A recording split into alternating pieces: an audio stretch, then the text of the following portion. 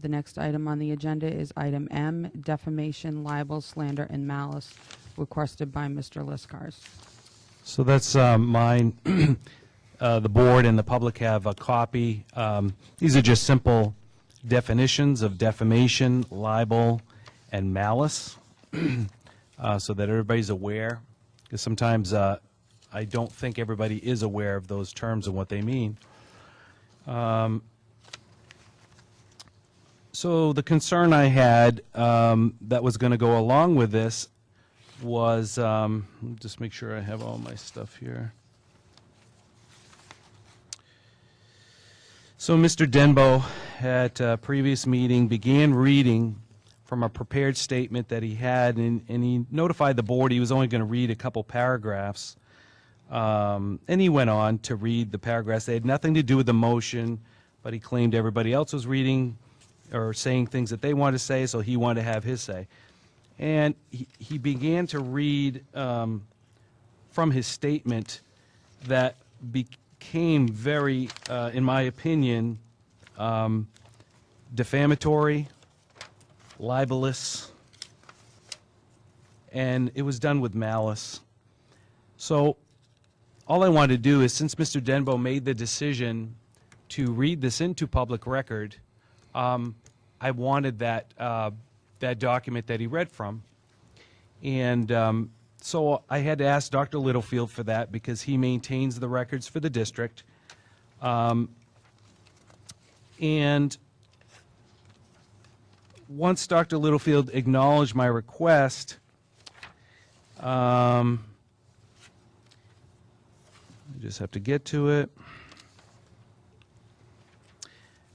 He basically commented, if there is such a document in the sole possession of a board member, which was read from by a board member at a board meeting, that document would not be a governmental record, as that term is defined by the right to know law, and therefore the district cannot produce it.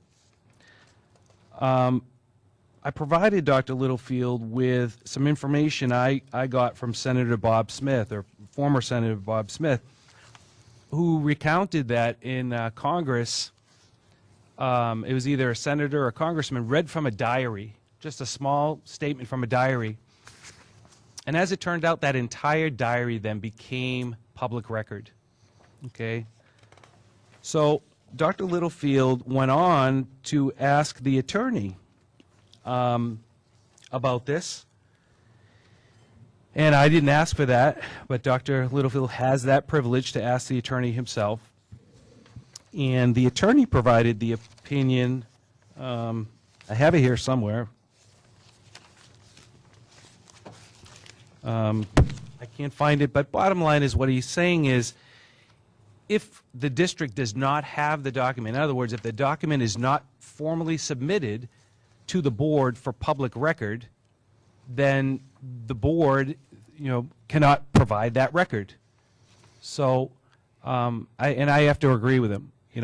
If it isn't provided, my concern is, as board members, and I'm hopeful in this next year, the board members consider what they say, when they say it, in public session.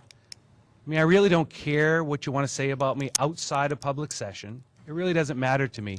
What you want to write in a newspaper, I don't care. But when you come into the Hooksett School District boardroom and you make slanderous statements, I do take offense to that. And all I would ask is, if you're going to make them, submit it to public record so that all of the public can enjoy your comments. And that's all I have to say on that. I just want to make sure everybody is aware of this now. So if somebody does read, you might want to ask them in the future to make sure they submit it to public record. Thank you. Okay, the next item on the yes. So, the RSA 91A that we reference on a frequent basis around here does not give folks the ability to RSA 91A people's thoughts. That's all I have to say about that. Okay, the next. Madam Chair, may I address that? Nobody said the RSA was to access people's thoughts. Mr. Denbo, you clearly said that you had produced a document that you've been working on for, I think you said a month, but you were only going to read 2 paragraphs from it. Those were your words. I didn't say them. No, John, they weren't my words. Excuse me, I have the floor. Go for it. You referenced the document. You told us you were going to read only part of the document, and you went ahead and read it, and I believe it was Mr. Pearl that finally said, you're not speaking to the motion, and you continued on, but then you finally stopped. The point here is, if you're going to prepare a document, you're going to read from it, submit it for the public to review. Don't just say your words and then say, oh, those are my thoughts. You can't get those through an RSA, or you can't get those through a right to know. We are conducting the public's business. If we want to speak here, the public needs to access everything that we reference. Thank you. Okay, the next item. Tricia, real quick. So the stuff that I said's on the record. The things that I didn't say are my thoughts that hadn't been spoken yet. So I left here and I threw it in the crapper when I got home. That's the end of the story.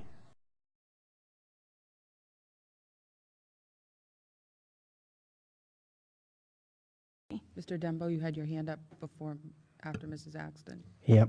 So, talk about the elephant in the room thing.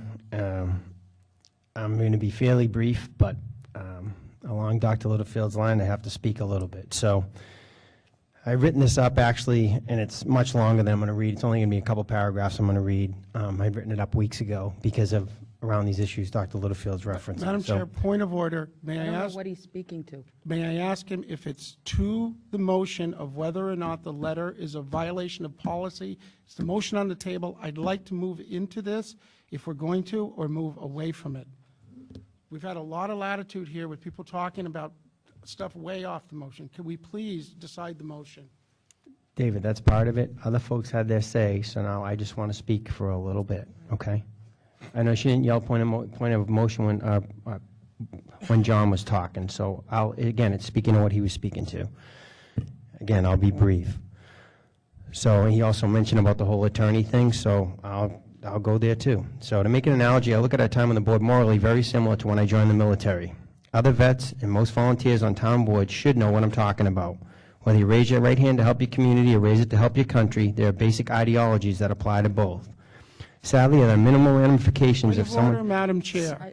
There are minimal I don't know. You have to ramifications speak. When you speak, If- we let you make your point. if someone To decides... speak to whether the letter is policy. He's talking about military service. Sadly, there are minimal ramifications if someone decides to walk the line by flip-flopping between being a private citizen and being a board member when it suits them.